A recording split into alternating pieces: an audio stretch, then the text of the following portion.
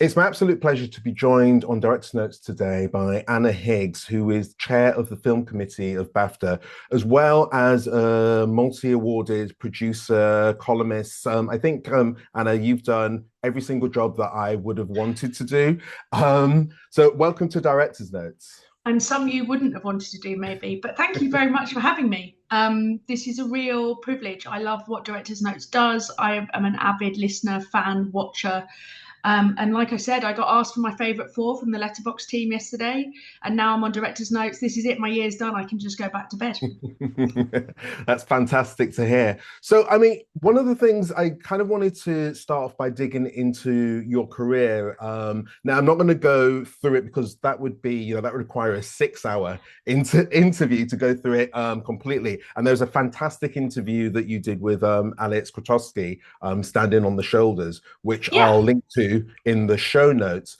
But one of the things, and I think perhaps it's my own prejudice, is in as a boy who came from an estate in Bradford, when I realized that you came from maybe kind of quite similar beginnings in Birmingham, that was something that I was like, oh, because I immediately assumed, looking at your career and the jobs that you'd done, that, you would have, had family who worked in film and, kind of came up through that route. So, yeah, I suppose for anyone who doesn't know that, kind of how did you come into film, especially given that you didn't have, those connections to bring you into it? Yeah, that's a great question because I do. I mean, I live in Crouch End. I present as nothing but a very middle class white woman these days. I even kind of subconsciously learnt to say class instead of class. But yeah, I grew up in Birmingham between a long-term unemployed dad who lived in social housing and my mum who was from an Irish immigrant family and no connections in film or TV. My mum kind of managed to get out into tertiary education by training as a teacher, and then kind of found her own way into working in kind of community arts and empowering people to tell their own stories, which is probably a big inspiration to me. And I basically knew that that's where I wanted to be, but had no idea how to do it. So I found a friend of a friend of a friend of one of my mum's kind of colleagues who did work in film. And I basically said, listen, I've gone to London. I was working in kind of management consultancy and then at the Arts Council. So I kind of managed to, through being quite practical, find ways in. Mhm. And working as a management consultant, basically, I thought if I want to be creative, I got to understand the commercial world and the business world more because I'm not ever going to have a trust fund or a house in Notting Hill to live with mum and dad while I intern for free. Yeah. So I need to like really understand the world of business and finance and all of that kind of FTSE 500ness. And I managed to get onto a graduate recruitment scheme, and I basically treated that like a paid MBA, that kind of business degree that people get to go and do those high-powered jobs. Mhm. But while I was doing that, and kind of part of my soul was slowly draining away, presenting PowerPoints to banks and to supermarkets, Mhm. I was doing little bits on the side. I was kind of on the Shooting People website, finding stuff out. But this amazing woman, Orit, put me in touch with the now legendary Dame Pippa Harris of Neil Street Productions. She very kindly let me go and have a cup of tea with her, and I asked her a bunch of very stupid questions. And I said, listen, I can't start for working for free again. I can't kind of repeat my career. How do I find my way in, but get a job or do something that can kind of cover my costs of living in London, because that's where you had to be at that point, pretty Yeah. much. And she said, try and get into the National Film and Television School. It's basically the old boys network of film and television for good and for ill. And if you do that, you would come out, if you can afford the time to do that, you would come out with a level of network, with a cohort, and with the kind of connections to then embed yourself and go and get a job in development or in a broadcast or something like that.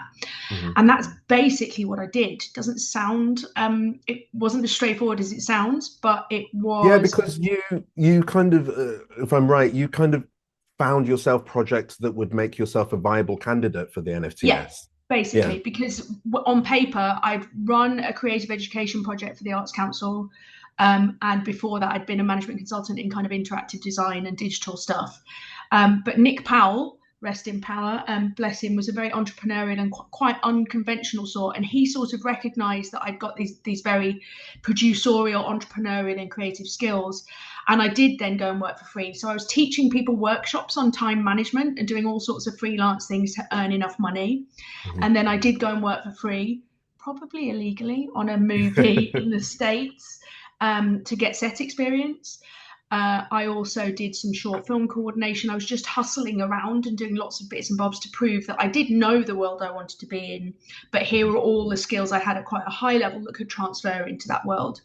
And was lucky enough to be selected on that workshop and then kind of dived headfirst into that world. So it was quite a ride, and it was an interesting. There was a push and pull in the room in my interview. I remember the then head of the UK Film Council's New Cinema Fund did not like me at all. It was like, "You're using American references. This is the National Film and Television School." And I was like, "Yeah, I am, because I want people to watch my movies." I'd cited Kathleen Kennedy as a producer that I really admired. And that kind of commerciality and Americanness seemed to offend a couple and really inspire another couple. So it was quite an interesting debate. But I think holding my own helped me with that. And yeah, the rooms that I have been in, to kind of go back to your question, are rooms that someone with my background aren't usually in. You know, I've quite often in my jobs been surrounded by only people that have been to Oxford and Cambridge, or only people that have, you know, an established background, or people from those worlds, and they're incredible people to learn from and to be around and with. But it can be quite isolating when you've kind of clambered your way in there and your hands are quite tired from clawing your way up that kind of slippery wall. Yeah. Like, do you feel that kind of the way, I mean, I think one of the things that I've realized from doing director's notes and talking to as many filmmakers as we have is that there's not one route at all, you know, and I think everybody is waiting to hear, oh, if you do this and then this and then this, then you're going to get there. But do you feel it's kind of got easier or harder to come from you know, a more deprived background and make your way in film than back when I, you did it? I think it's both in a funny way. I think there are some quite scary stats, and I can't find the report that I got sent, that it is from a kind of general social mobility perspective in the UK. It's much harder now to make it from a council estate, for example, to you know, through to university or into any kind of arts career than it was 30 years ago when it was me, or even from the 60s. The social mobility gap is much bigger, because of things like grants from your local authority to go to university being cut, all of the kind of infrastructure that has eroded.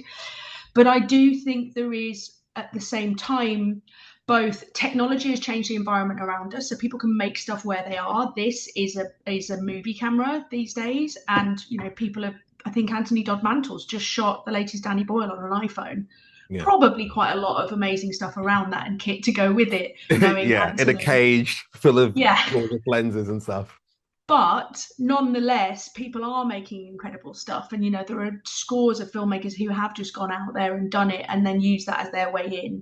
And I think there are programs that recognize that. You know, BAFTA itself has had a year of focus on social mobility, because that is the central kind of almost galvanizing force between any intersectional challenges, whether it be race, gender, sex, etc., is generally what your socioeconomic status is defines the kind of route through that. So I think it's both, but I do definitely agree there is no one set route. You know, on paper, I went the quite kind of posh traditional route. If you see the NFTS pop out in there at one point, but my way into that and then out of that is quite untraditional, I think. And I think I love citing Mia Bays once said at a panel that I was on with her, who she runs the BFI Film Funds.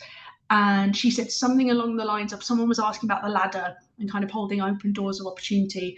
And she talked about it more as a climbing frame, that you have to kind of find your way up and around, or, you know, kind of monkey bars, you've got to scramble around, and everybody finds their own route up this kind of strange structure. As the structure is almost changing, would be my addition to that, because new platforms, new ways of making, new ways of seeing and connecting with audience means that isn't just one ladder, both from a perspective of career progression, but also from a route of like one format. You're not learning, you know, by being a camera assistant, you become a camera operator, you become a this. There's no linear routes in the same way that there might have been kind of 30, 40, 50 years ago. Yeah. One of the things that I found really interested in is so I know that you after the NFTS you set up your own production company, Quark Films, and then you kind of went over to Film4 as a commissioning editor, exec producer, and head of digital, and which kind of tying back into director's notes, you worked with Ben Wheatley on A Yeah. Field in England, which I remember speaking to Ben at the time, and he was very excited about the fact that A Field in England was the first, I think, in the UK at the very least, anyway, the first kind of day and date of digital and such. So I'm assuming that that was what you were spearheading over there as head of digital at Film4, that and the work that you did on the Nick Cave documentary as Yeah. well. Yeah. Yeah. And High Rise I did with Ben, and the Nick Cave documentary is right there. This is my room with my posters in it. Yeah, so Film 4.0, as it was called at the time, which we then kind of dropped because it felt like it was a smaller, weirder thing. But I was hired, and it was an amazing opportunity to kind of grasp the nettle of what digital meant to the world of film and cinema, both in terms of how you develop, how you make, and then how you get things out to audience. And the brilliant Sue Bruce Smith and Tessa Ross were kind of real spearheaders of that, and recognized what I could bring from that weird connection of traditional and digital work that I'd done in the past. And Field in England was the first film we 100% financed. So that helped us do kind of whatever we wanted to do with it. And a filmmaker like Ben is so agile and so kind of, right, let's get it done. I think I had the first conversation with him about the idea in October, and we released it in maybe May. So, and he'd shot for 2 weeks in the middle of winter at some point in there. Got lots of pictures of me and Michael Smiley and wellies. And the idea behind that was, it was a world first, day and date. And it was day and date, not just on kind of DVD and Blu-ray, remember when those were still a thing, but it was day and date in cinemas, on all kinds of physical formats, but also free to view on the Film4 channel, and really groundbreakingly without adverts on the Film4 channel. So it ran as intended in a cinematic way. And that required a lot of amazing partnerships between the Film4 channel, between us and the kind of TV team at Film4, but also with the incredible team at Picture House, who were really up for it, because the real challenge for us that we wanted to kind of present, or the question, I guess, that we wanted to ask and answer with the film was, if you do this, will people still go to the cinema? And we thought, one, because of the quality of the work, which is first and foremost, the creative is always first. A lot of digital innovation can often be about the tools or the particular technology rather than the story and the kind of people and the artists making it. And for me, that's the wrong way around. So with Ben, perfect combination, his producers, Andy and Claire, who are incredible. And that sense of going, can we do this? And then Sarah Frayne and Claire Binns and the whole team at Picture House were like, yeah, we think we can. Let's make it a real cinematic event. So we streamed a live Q&A afterwards. We had a whole event out of the Ritzy in Brixton. And it was a real labour of love, but we did a massive study around it as well. And it still stands today, actually. I'm sad not more people have done it and proved it to be correct, that people who went to the cinema went in quite high numbers. It did pretty well at the box office. And for a black and white films with 5 guys going mental in a field during the English Civil War, it's not kind of exactly a next Marvel movie. So a tough sell, you might say. I think Ben might have said that himself. But they also went to the cinema knowing they could have stayed at home and watched it for free on Film4 channel. And what was so interesting in that is people love the cinematic experience. They like the shared experience of being with people and having this kind of magical contract between that screen and you, particularly when it's a film as wild and surprising as something like A Field in England. My poster for Field in England is actually around the corner there, so I can't show it to you. But it's a traditional wood cut print one that Andy and the team got loads of amazing merch and all sorts of stuff made as well. But the other interesting thing, which I know now more actually at this point being a parent, is the people that watch it on TV or got it on Blu-ray could watch it the same day as those people having a really amazing collective cinematic experience, but they didn't live near an art house cinema like a Picture House, or they couldn't afford to get a babysitter. It costs you £100 to get out the door to go to the cinema these days. I Yeah, mean, it maybe does. 150 if you're going to see The Brutalist because it's so long. But that sense of like how much people are have barriers to engagement with art house or independent cinema was another thing we were trying to tackle there. So we got loads of messages saying thanks so much for showing the film in this way because I could engage with it, we could be part of a conversation. I would have loved to have seen it at the cinema, but it ran and ran as well. And we did, in the end, calculate with this BFI research project that we did that the opening weekend across all of those platforms, a field in England had the same number of eyeballs as Captain America. Wow. Like 4 million eyeballs, or pairs of eyeballs, I guess, because you wouldn't watch it like that. But and that's incredible. And that just goes to show you that audiences are hungry. They're hungry for new and challenging stuff, but also they're hungry for seeing it in a way that suits them. And that's the world that we live in now. Yeah. How do you find that push and pull though with whether it's something that screens at the cinema versus online? Because obviously director's notes, we've always been online, and it's kind of now that we're starting to look at doing more screenings that are offline. And I found as well, especially with the festivals that we work with, that there's this kind of, for years it's got a lot better now, but for years there was this battle almost between online and offline, and that if it was something that was online, it kind of, that wasn't proper. And so I think there was many years that the work that we did wasn't taken seriously because, oh, you're just like an online blog.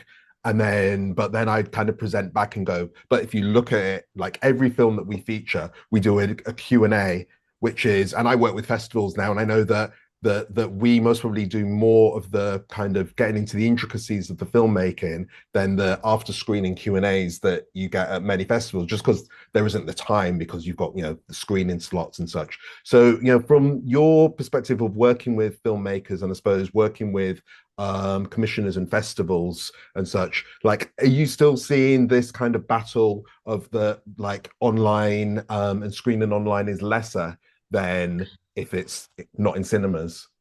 It's a good question. I think it can be seen that way. I think, and there is some fair reason for that. Filmmakers often want their stuff to be seen cinematically. They've spent a long time shooting it and devising it to be on the big screen with capital letters.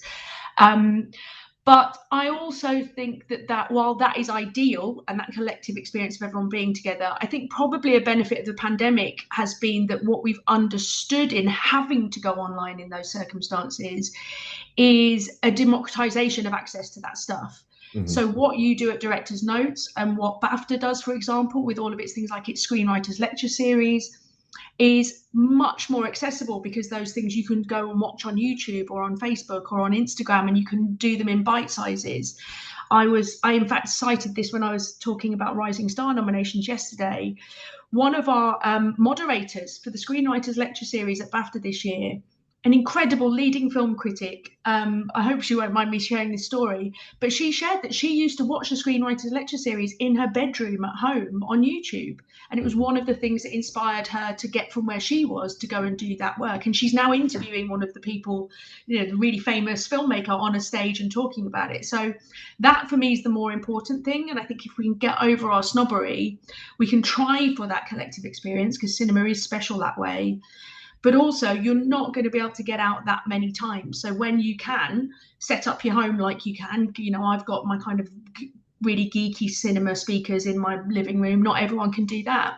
Yeah. So although I would rather someone not watch my film on a phone, if that's the only way, and if that's going to capture their attention and it's going to start them on a quest to go, oh, right, I need to work out where my local cinema is and I need to get to that place, then everyone needs to start somewhere. I think kind of get over being a format queen and actually being more into how do we connect with audiences, how do we encourage that cinematic generation, and think about price barriers, access barriers, regional barriers, all of those things that get in the way of connecting with such an important art form that influences so many other art forms.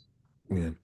Speaking about online, before we dive into BAFTA, I have to ask you about your time at NOWNESS, which is a site that I've looked at with envy many throughout the years, and because you were commissioned, when you were over there, you were commissioned like I think like a film a day pretty much there, Yeah, it and was wild.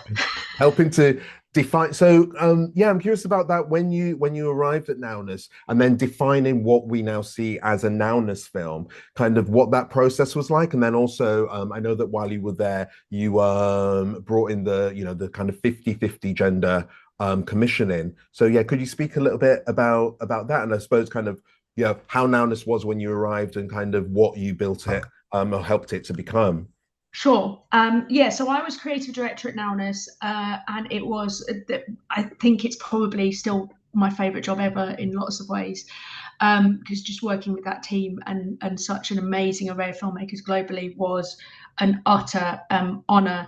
The job I was brought in to do, the kind of founding brilliant creative director, had decided to move on, and Jefferson Hack, who had collaborated with LVMH to set it up, and the managing director, Daniel Coutinho, wanted someone really to turn it from a more publishing model, which it had been understandably because it had come out of kind of the Days magazine world, and the creative director was from the magazine background, where it's a lot of contra, it's a lot of thinking stylistically, into a really fully fledged channel. So thinking about it as a broadcast medium channel. So I went in, I kind of looked at what had been made on the platform before, and it was quite a bolshy move, but it worked. I remember that Jefferson asked me what I thought of the films on the platform at the time before I'd started, and I said I think half of it is some of the best short film filmmaking I've ever seen in my life. Full stop. Is why I'm here having this conversation.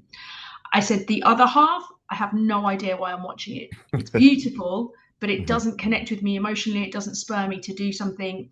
And from a digital perspective, from when you understand what you need digital storytelling to do, you have to have something that goes, oh, okay, I want to share that. I want to do this. It's kind of got to be a call to action, or Yeah. even just an emotional reflection moment. So, and I said, that's what I would want to change. I would want to think about what we do going forward. So I came up with, I hope I can remember them all, 3 really simple commissioning criteria to define what a Nowness film is. And it was something you can't see anywhere else. So if you were looking at the idea and going, actually, I could see that on Vogue.com, or I could see it over there on Vice or somewhere else. It had to be made in a way you haven't seen before. So that meant, is it doing something innovative, sort of technically or formally, or is it sharing an underrepresented story? So there's a really broad scope for what that second bit can mean. And then thirdly, that important bit was, does it move the audience? So will it make you laugh, cry, pose a question?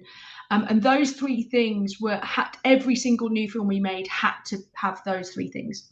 And they were flexible enough for us to bend the rules sometimes, but they were really clear so that we knew what we could say yes and no to.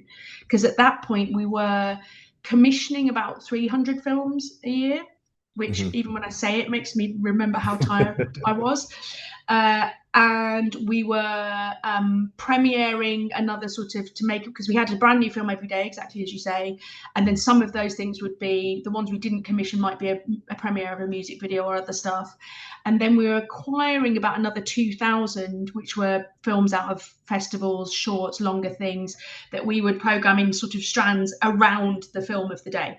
Yeah. So a Nowness audience would have the film of the day every day of the week, and then there would also be stuff that would pop up like mini film festivals or mini curated on themes like architecture or dance or whatever it might be. And it was an extraordinary gift to work with kind of such a catalogue and a built-in audience, but to then keep refining that. And it was fascinating. It goes to show you that for me, when I took the job, kind of coming from Film4, which pretty much everyone in the industry was like, oh yeah, Film4, to Nowness, 90% of people I would meet had no idea what Nowness was. But the 10% that did were obsessed with it. And that's a really interesting thing about when you curate audiences, you don't need huge audiences necessarily, but if you have loyal and kind of fierce ones, that can be just as, if not more powerful. It's kind of like the true 1,000 fans thing, isn't it? Who I always forget who says that. Yes. But like, Me too, but exactly.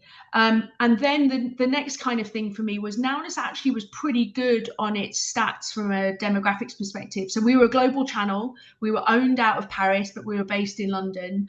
I did restructure the team somewhat because we didn't really represent that kind of global audience. So we needed to bring some more team members in and think about kind of where people sat and what they did so that we had a really representative workforce.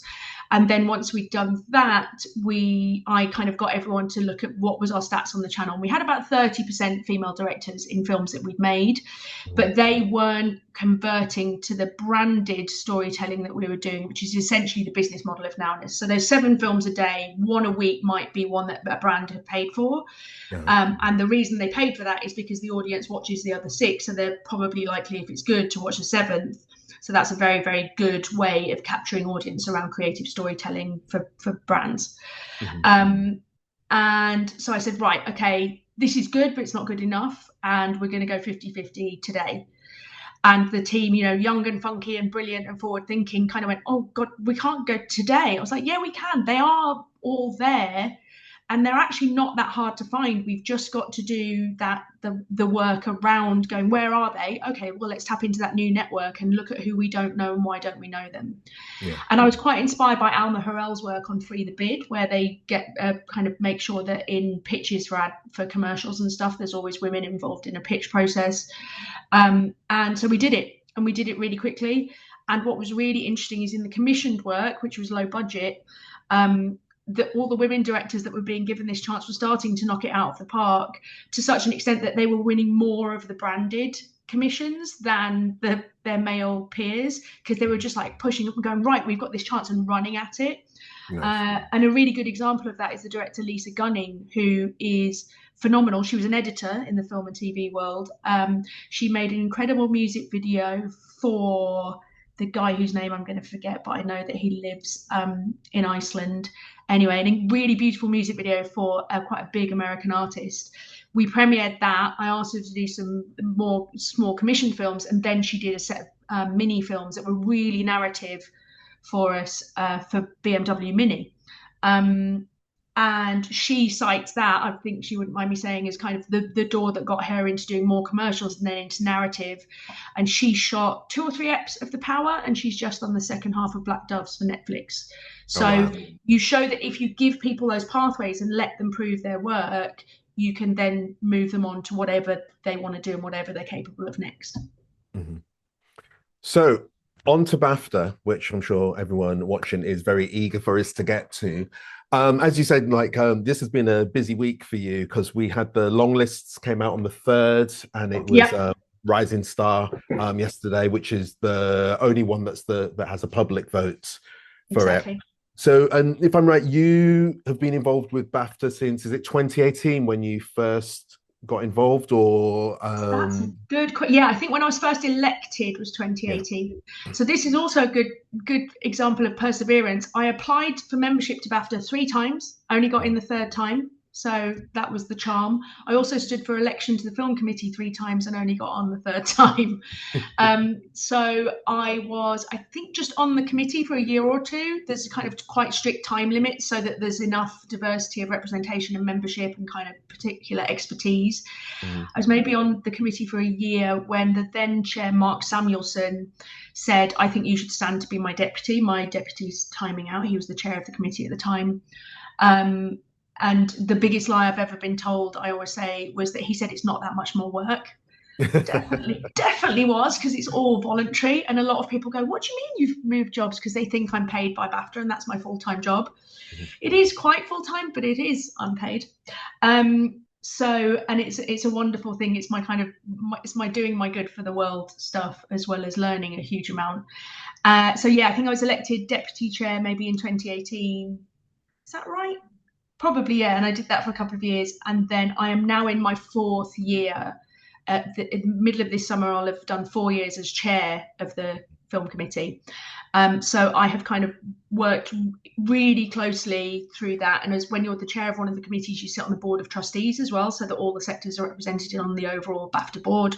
So I've been doing that for the last 4 or 5 years, and have worked with the then chair, Krish Majumdar, through the big BAFTA Awards review in 2020. So all the kind of really monumental seismic stuff of the last sort of few years for awards bodies and for the industry in general, I've been kind of quite deep into through pandemics and having babies. My second son was born shortly before the review started, and then grew on the consultation Zooms until he got too leery and kind of got involved in stuff. So yeah, through all of that, and it's been a real privilege to kind of, you know, do what you can to make the industry a bit more accessible and to be a bit more representative. And as the BAFTA sort of mantra goes, to level the playing field. I want it to be less hard for people like me or like you or like all sorts of other filmmakers that I've connected with through this to get in and to access and to share their excellence with everyone. Yeah. Yes, because I think I didn't assume this either, because BAFTA's a charity. And so I'm assuming tiny arts charity. The number of people behind the scenes is like the Wizard of Oz. It looks all glitzy and amazing, and you pull this curtain back and it's like a couple of people with some cogs. And so that, as an arts charity, do you feel that independence from, because I think I just assumed that it was a government funded body, so that does that give BAFTA, do you feel that gives BAFTA a level of independence that means that you can do the necessary work without having to kind of sway to the whims of who's in power at that particular point in time? Well, I think all charities have quite strict rules about what they're able to do kind of overtly politically. So I think that any charity would be in a similar position in terms of trying to adhere to the kind of charity commission laws and rules and regulations, which we all have to go through training on as trustees. I think what BAFTA does, you're right, it receives no core kind of year-on-year public funding whatsoever. It's done a couple of projects with people like BFI, which have involved public funding, but predominantly it's membership fees and it's fundraising and it's the revenue that the awards bring in through sponsorships and all of those kind of big things. So it's really, really important. Huge amounts of work kind of keeping that running to tick over and to fund all of the programs of work, which is really, BAFTA looks like three very glitzy award ceremonies in terms of film, TV and games, and then there's the Scotland Awards, the Welsh Awards, but actually behind the scenes it is that year-round arts charity doing learning, inclusion and talent work, to sort of celebrate, support and inspire is the kind of mission statement for people in those three sectors. And I think it is amazing that it has that agility to kind of raise its own funds and do its own work, because and the way that it's structured around a membership academy is actually the more powerful thing, because BAFTA is only as good as its academicians, and I kind of believe in that academy sense, not in the kind of colonial imperialist vibe of the kind of, the flashbacks in Paddington with a bunch of men standing in a room thinking, what are we going to explore now? But in that central idea of like the Royal Academy of Art, for example, being about excellence in our sectors, in our creative world, and preserving and challenging kind of the norms for excellence for future generations. How are we sharing our intelligence? How am I sharing what I know so that I can help other people not make the same mistakes? And so the academicians who are top of their game, games practitioners, TV practitioners and film practitioners, and sometimes hybrid across those sectors, are so important to adding the kind of weight to what BAFTA does, so that we are like, each sector committee helps inform those learning and talent programs with our expertise. Like, we need to be looking at the state of freelancers at the moment, or we need to be thinking about disability representation. Can we pull a cross-sector advisory group together? There's all sorts of things that kind of sound a bit bureaucratic, but are really informed by what's going on the ground and what our academicians and our members are telling us. And then what we're learning from the new talent programs, what that new talent is telling us that they need, and how we develop and progress from there. So it's iterative. We're always listening, we're always developing, but really it's about that kind of real championing and supporting that next generation, whatever stage of the journey, in fact, celebrating people who are at the top of their game, because that then inspires people just starting out. And things like Elevate and Breakthrough, two of the kind of flagship learning programs, are really important for people that are more in that mid stage of their career, because it's kind of, there's loads of things to support your first short or your first feature. There's funds and stuff that sits around there. Still not straightforward and easy. But when you're mid-career, how do you maybe want to get up to going from producing small dramas to big high-end TV? How could you elevate yourself? And so those programs have been designed to tackle exactly those problems that we've heard from members in the industry that we need to look at. Yeah. And then how, for those who don't know, how does the different memberships, because you've got full BAFTA members and then you've got, you know, various other membership levels. So kind of how do those, I suppose, kind of feed into each other and kind of support filmmakers through their careers? Okay, yes. So there is the main BAFTA membership is you're a full voting member of whichever sector that you are from. And that is, as I said, I applied 3 times, only got in the 3rd time.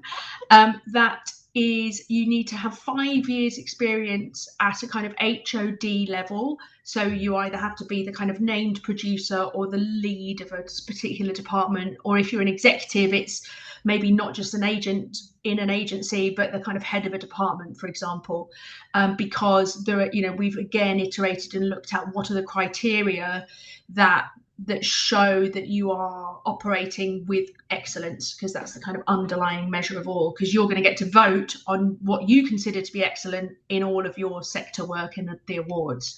Yeah. So that's really important. And the 2020 review did do a lot of work around looking at, for example, how we shouldn't have things like you have to have made 3 films, because loads of data shows that if you're from an underrepresented group, your opportunities, like women directors get less opportunity to make their 2nd and 3rd films than men. So in the same time period, a man might have made 5 films and tick all the boxes of a membership structured that way, whereas a woman might have done just as much excellent work but will only have 3 films or 2 films, and so wouldn't meet that bar. And that's why you get loads more men in an academy than you do having that kind of parity or balance.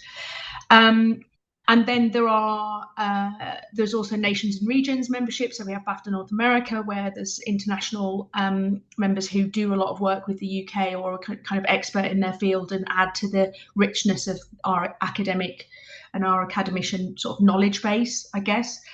Same for Scotland and Wales. They're working in those regions and territories, and so have that excellence and that expertise there. And then the newest tier of membership is the BAFTA Connect membership. And that is looking at people who don't meet the kind of that 5-year standard yet, but are well on their way to. And so we can connect them into the kind of experiences and learning and opportunities that will help them get there. So that's an application process that you have to go through. All the information is on the BAFTA website. If you just go to BAFTA.org, I think it's even just /membership. And we can maybe link to it in all of your amazing notes. Yeah. And there is an application process. So there will be an application process opening in 2025 for how, and it will explain how everybody can do that. But that's proved really popular. We get thousands of applications for a couple of 100 places. And you do that for a time limited period. And hopefully that then means at the end of that period, you might then apply to full membership, or you might be well on your way to the kind of experiences and stuff that in a couple of years you then come back and apply. But you know, people might not quite reach the benchmark, but you keep applying and then you'll get in maybe the next year. So that it should be quite clear. And that's a big change from when I first applied, for example. You had to have 2 people nominate you to be part of BAFTA, and they had to be BAFTA members. So it was very much who you knew.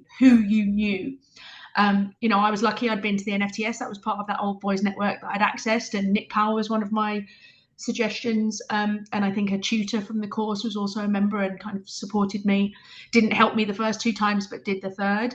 But now we've completely removed that, because if your work is excellent, it doesn't matter who you know.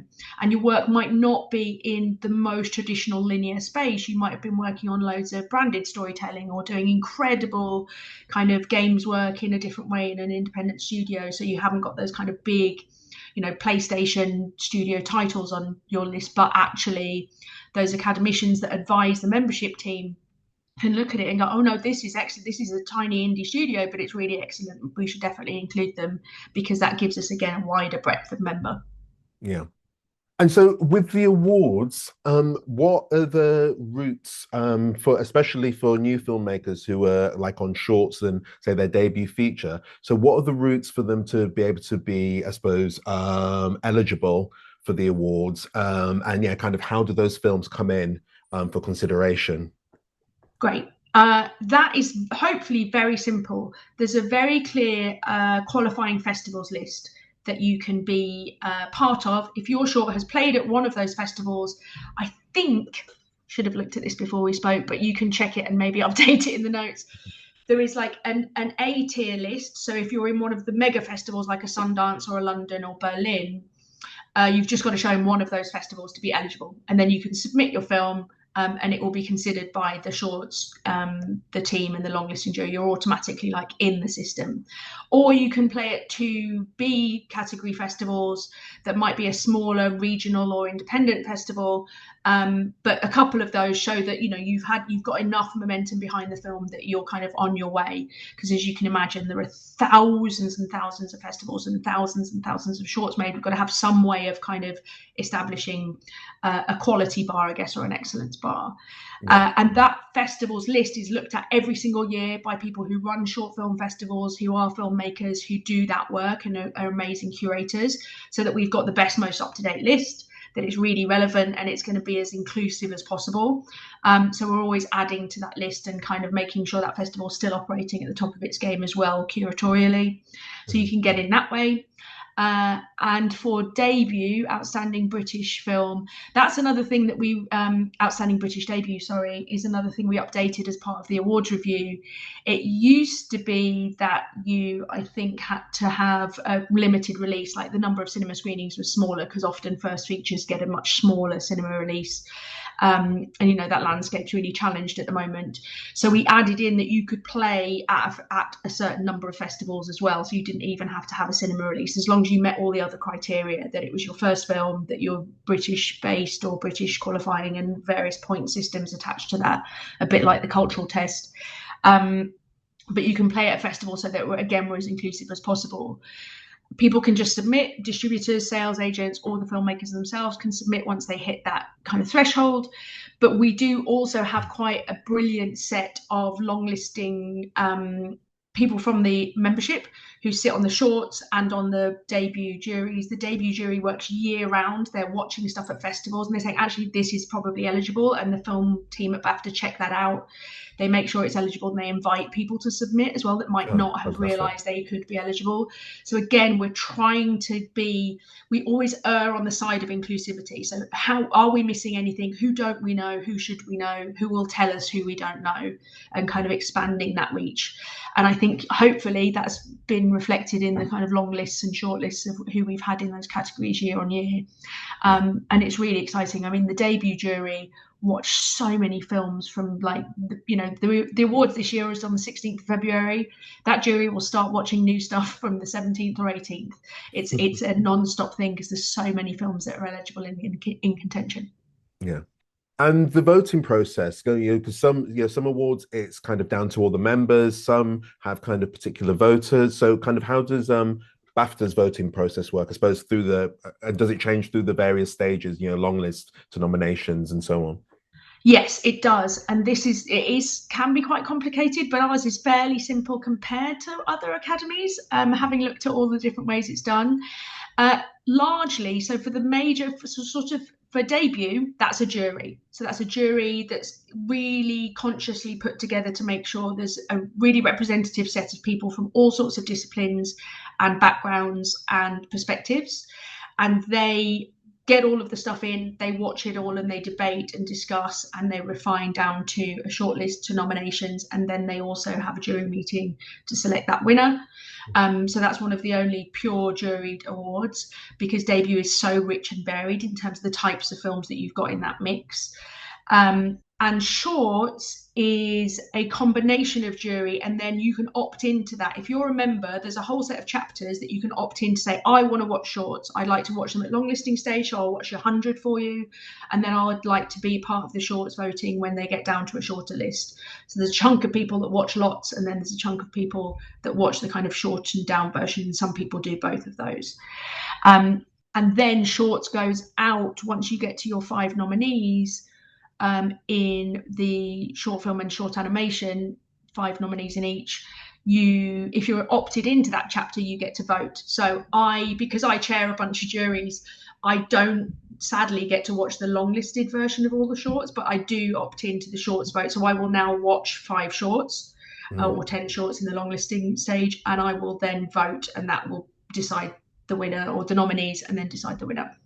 Mhm. For I think that's right. Maybe the jury gets to 5, but there's a lot to keep across. I don't chair the shorts jury. Yeah. The brilliant Yalbasoa does. And then for the other stuff, it's your chapter. So if you're an actor, in the round 1, you vote on the actors from all of the eligible films. The 223, I think it is this year, is the number of eligible films in contention. Wow. I have not watched all of them, but I have watched about 150 now, which is maybe also why I'm quite tired at this stage of the year. And you vote for the 4 because you're an actor. You are judging your peers. You can debate and discuss what is excellent. You watch your unconscious bias videos that we have on the BAFTA View portal, and then you vote for those. That creates the long list.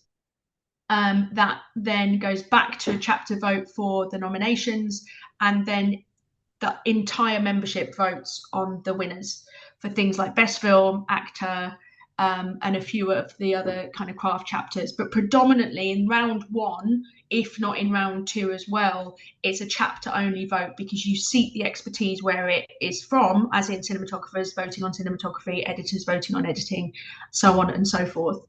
Yeah. And there's some kind of minimal jury intervention. We have a long list intervention for the acting performance categories, so we get all the top voted acting performances from those actor votes. The top 7 automatically go through, and the long listing jury, which I chair, takes the next 8 to 15, I think it is. So again, the top voted actors from the very, very top chunk, cream of the crop, and we debate and discuss 3 of those that makes the last 3 in that 10 long list. It's never revealed who's who, because they're still top voted, and no one kind of, it's done really, really equitably and fairly, but it's about leveling the playing field. It might be things that people haven't seen so much. It might be things that have got less of a marketing campaign for award season, much more independent stuff, etc. So it's leveling out all of those things based on a lot of research. And then that goes back to that chapter for them to vote. Yeah. And the same is true in a couple of the awards like that. So documentary has a jury, but then it goes back to that opt-in chapter. And you can opt into documentary, film not in the English language, animated film, which I do. I do doc and animated film because I've got kids. We can watch all the animations apart from the adult ones. And I opt into shorts as well. The one I don't have enough time for is doing film not in the English language, which is a shame. But the other thing that's really exciting is, again, a big change that we made is we introduced viewing groups. So if you're a BAFTA member, you might be in the cinematography chapter. So you'll be watching stuff kind of based on knowing that those are the things that might be in contention and you want to take a look at and you kind of really want to root for because you saw it in the cinema early in the year. But you will also get a list of 15 films that are selected randomly, essentially, from right across those 223 eligible films. You'll get blockbusters, indie movies, film not in the English language, probably a documentary, a whole range of stuff. And the idea is that if you watch all of those diligently, and our research shows that most academicians do, what we're doing is getting people to watch stuff that is outside of that usual awards, the kind of campaign of who are the front runners. And we're, by doing that, leveling the playing field and starting to see more films come into contention that maybe didn't have the biggest marketing budget or the biggest awards campaign. But also we're starting to see things like a documentary make it into a best film list, or an animated film come through, or a family film. So you're seeing stuff really interestingly happen, that you diversify a pool as well by things like genre, not just by the gender of the director or the kind of underrepresented group that's in the on-screen storytelling. And that's a big passion point of mine, because I think we do have a societal, there's a kind of social bias to who is awards worthy and what type of film is awards worthy. You know, it's a drama with Judi Dench in it, and of course those films are extraordinary, but you know, a genre movie from Jordan Peele for me is way more incisive on what society is going through today than potentially a kind of period drama about X or Y. And those period dramas are phenomenal. They're always representing, actually reflecting our current experience and asking us to think about how we got here. But cracking that nut of breaking the bias of things like genre is just as important as leveling a gender playing field for me. One of the things that we've seen more of directors' notes for shorts as well, which I think maybe just a feature thing before, is campaigning and filmmakers bringing on PR teams for their short films. We get our inbox right now is just kind of flooded with these for your consideration ones for the Oscars and for BAFTA and such. And so, kind of for filmmakers who maybe don't have those funds to be able to do that, kind of, do you see that, does that kind of skew the playing field at all, when a film has had a very kind of in-depth campaigning aspect to it versus one that doesn't, especially down at the shorts level and debut features?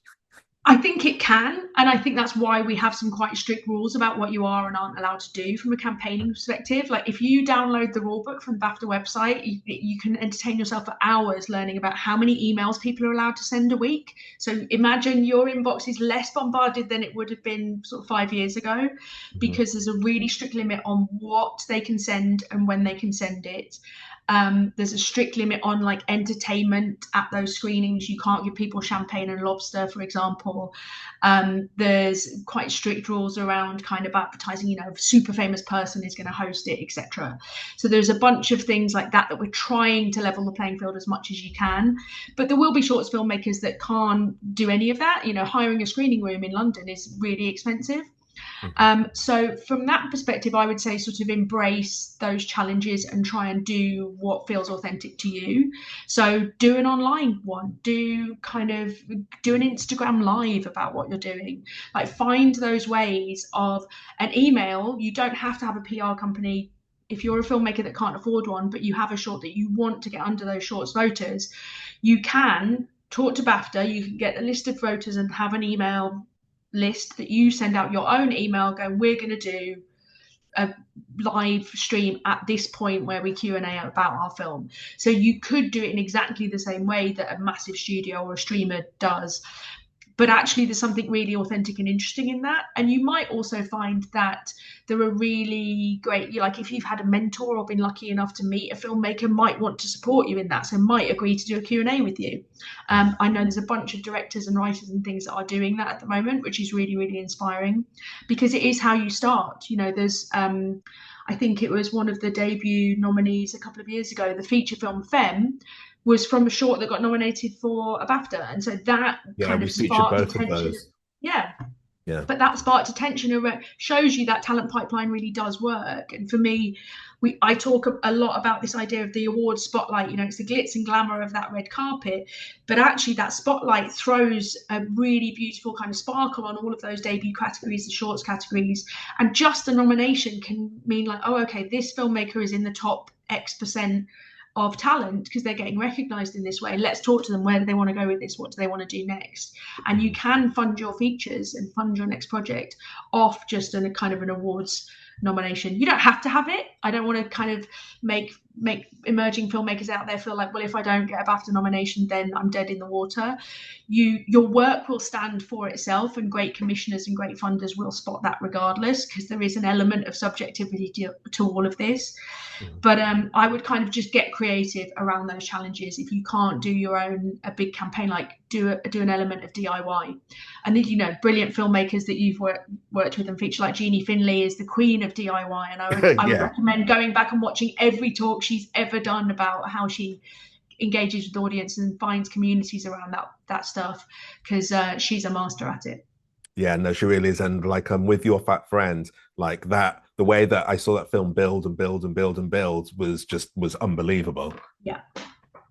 Exactly. I'm aware that we're coming to the end of our time. So with a final question, which is most probably maybe a bit far too wide ranging for final question. But like, do you have any advice for filmmakers who are trying to build their careers, who maybe aren't BAFTA, aren't going to be BAFTA nominated or win a BAFTA award, as to kind of maybe more so what the attitude that you have seen filmmakers, successful filmmakers take that have helped build their careers, not just for that one film that they're working on then, but kind of going along and building a kind of body of work that ultimately will see them be successful, kind of, or at least be able to kind of to set the bar quite low, be able to make a living from Yeah. their work, which is very, very hard. Yeah, I mean, that's it shouldn't be the thing that you have to worry about, but it's actually quite a high bar to manage to do that in and of itself. So yeah, I would say my first thing would be kind to yourself. It is really pressured. Social media, as much as I'm slightly obsessed with Instagram and various other things and need to probably down various tools on that front, can force a level of comparison and self-punishment of like, that person's doing this and look how successful they're being. Yesterday on purpose, I posted morning of the glitz at the Savoy, all dressed up and answering questions to press lines. I spent the afternoon in Flip Out Brent Cross with my kids as sweaty balls of nightmares because the school had closed because the heating bust.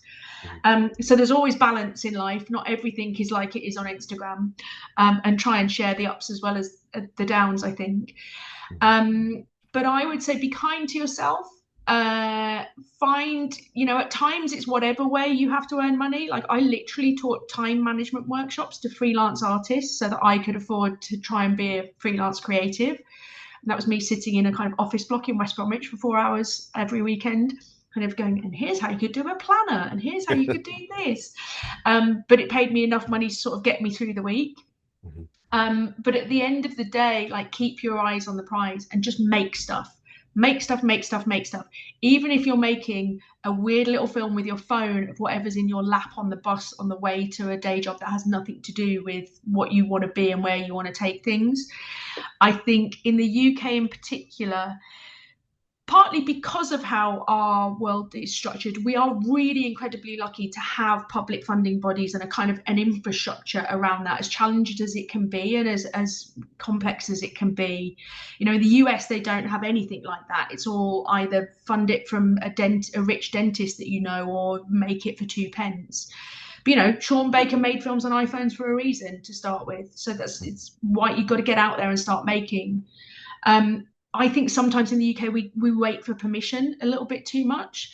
And I think also as a very theatrical and literary nation, we spend a lot of time, rightly, development is incredibly important, but we sometimes, I think, spend too much time perfecting this thing, like the script is its own work of art, and actually it's your template for shooting. And for me, directors, it's about flying hours. You need to be there, like making stuff. And you don't need a super techno crane and the latest Alexa or whatever it might be, and all the sexiest lenses. You can just go out and do it with this. My 9-year-old is running around with his GoPro like a maniac every 10 minutes. Do stuff, learn from it, get it out there if you want to get it out there and listen to what the audience thinks, but don't get it out there. Use it for something internal. And I've held on to that ever since I scrabbled enough money together to go and see Shane Meadows do a Q&A at Watershed in Bristol. And he just sat and talked about how he made, with a VHS camera, like these scrappy little sketches with his mate Paddy Considine and a bag of fancy dress stuff. And he would put different things on and he would experiment. But that's where half of his first features came out of the kind of nut, and the kind of tiny kernel of an idea became A Room for Romeo Brass or became something else. And there was, he's drawing on his own experience, but he's also playing. Finding that space to play, I think, is very important, and giving yourself permission to do that. Because that, for me, shows who Shane has become and what kind of filmmaker he is. And looking at an artist like Clio Barnard, or looking at Ian and Jane, who made this, like the DNA of what they do, even when they're at the top of their game and winning awards at Sundance or the BAFTAs, etc., the kernels are in there in their short films. All of the really great, exciting filmmakers, I think. You can look at Christopher Nolan's first ever feature called Following, which is about 55 minutes long. And he shot that on weekends, didn't he? He shot it on weekends. Yeah. He purposely wrote it so it didn't matter if the hair of the actors changed because they had to get a haircut. He shot it completely illegally, like down by his knees in Covent Garden on a Super 16 camera or something, nicking stuff from university. And I swear, you watch that and you can see where Memento comes from. You can see where all of his obsessions come from. And I think you can see that in Andrea Arnold. You can see it in Clio Barnard. You can see it in Alma Harrell. You can see it in Barry Jenkins. Like, all of those incredible directors, and particularly the ones I spent a long time digging into that stuff at NOWNESS. I'd be like, show us your first short. Can we put that on the channel? It's more interesting actually than the latest sexy thing you've done with funding, because this is where we'll inspire filmmakers.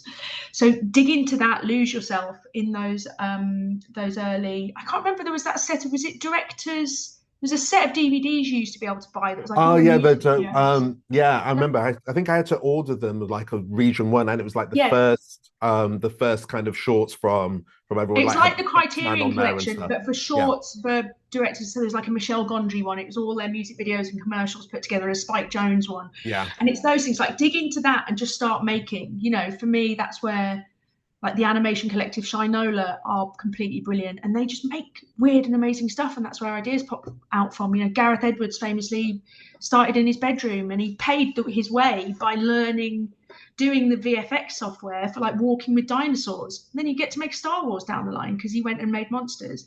yeah. So you know, those things aren't just kind of inspirational origin stories. They show a level of determination, but also a need to just keep making. So that would be my advice. And I'm trying to remember it myself a little bit more. I'm trying to do a bit more like writing and kind of getting out there and doing things instead of just organizing everyone else's creativity, like thinking about where's your own. I think it's just as important for producers as it is for writers and directors. Yeah. Well, that is fantastic advice. Anna, thank you so much for yeah, taking the time to speak to me at what must be like one of the most busiest times of the year that you have. That was, yeah, absolutely fantastic. And yeah, I'm sure everyone watching this will be able to take so many things from our conversation today. It's been a privilege and an honor. And if it's been in the least bit helpful, I'll be really glad, because again, I was sort of doing that sort of thing as well. It's where I learned half the stuff, and it's where I still learn half the stuff. You'll find me on YouTube watching masterclasses. So thank you so much for having me. It's been a real joy.